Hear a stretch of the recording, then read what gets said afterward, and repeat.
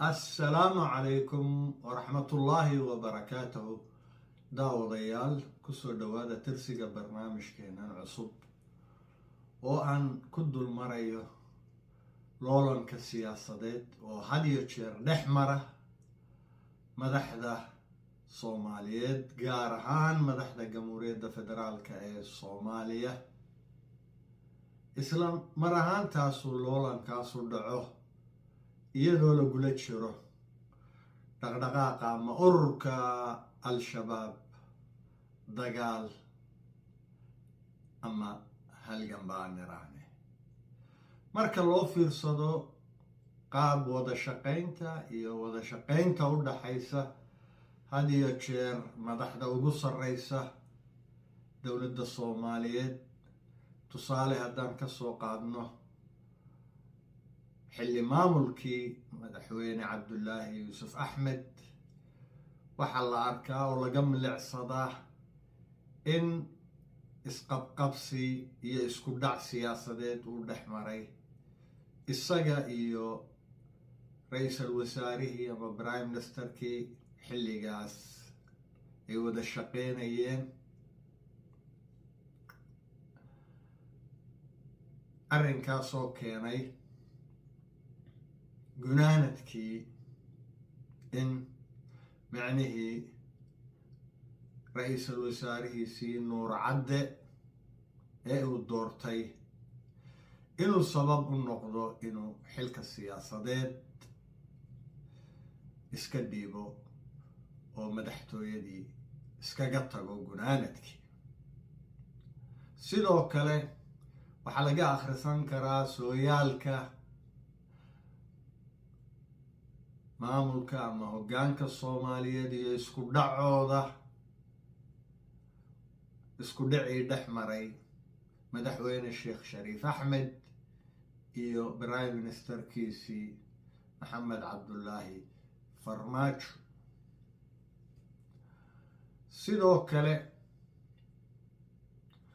waa la akhrisan karaa isku dhacii dhex maray madaxweyne xasan sheekh maxamuud iyo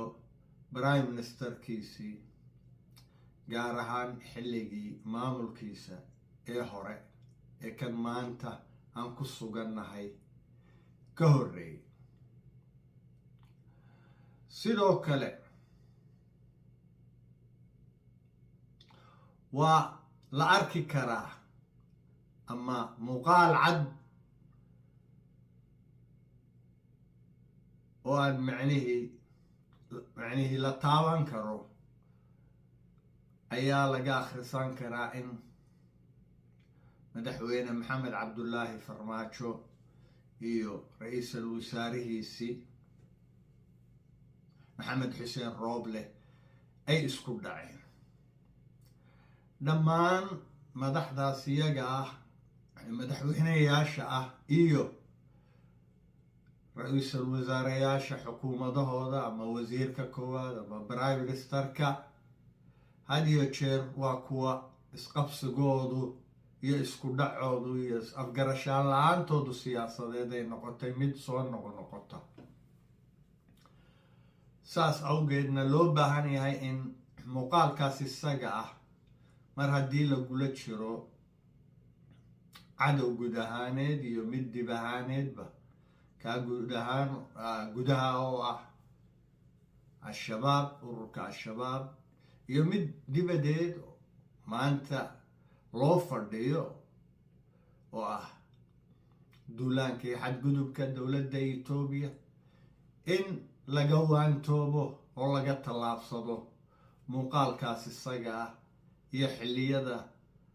hore ee tilmaaman wixii la soo maray, oo qaab wada shaqaynta dhex marta madaxweynaha iyo prime ministerku ay noqoto mid cuntami karta oo ku salaysan wada shaqayn iyo iskaashi iyo is-afgarad, iyadoo loo danaynayo dantii guud ee Soomaaliyeed. sidoo kale la tixgeliyo xilligan isaga ah ee dagaalka lagula jiro ururkaas al-shabaab ee xagjirka ah ee argagixisada ah, loona baahan yahay xubnaha ururkaas al-shabaab ee ka soo noqda inaanay noqon kuwa ku milma bulshada Soomaaliyeed, balse loo baahan yahay in loo fidiyo, loo furo oo arrinka la yiraahdo macnihii dhaqan celinta oo lagu sameeyo ciidamada halkaa ka soo noqda, dhaqan celin intaan aanay macnihii ku soo noqon bulshadii, hadday noqoto tan rayidka ah iyo hadday noqotoba tan ciidamada ah, si aanay ugu milmin iyagoo caqiidadoodii iyo fikirkoodii siyaasadeed iyo diimeed ee xagjirka ahaa aanay wadan, ay noqon kuwo wata oo la soo noqda oo muuqaalkii isaga ahaa oo sidiisiiya ay bulshadii ugu soo noqdaan, hadday noqoto bulshadii rayidka iyo hadday noqotoba ciidamada. arrinkaasuna aanu keenin waxyeelo iyo inay ku milmaan bulshadii oo fikirkoodaas guracni uu noqdo mid saameyn mar labaad ku yeesha bulshadii Soomaaliyeed, hadday tahay mid madaniya iyo hadday tahay mid ciidan ah.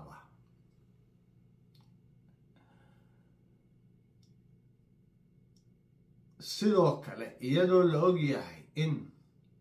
ururka al-shabaab ciidamadoodu ay leeyihiin caqiido siyaasadeed, loo baahan yahay caqiidadaas siyaasadeed intaan laga qaybgelin bulshada rayidka iyo ciidamadaba in laga dhaqo, laga hubsado fikirka noocaasa, in laga meedho, laga suuliyo, oo la-aanteed arrintaas iyada ah aanay suurtoobeen ka hor intaanay dhicin inay bulshadii ka mid noqdaan, hadday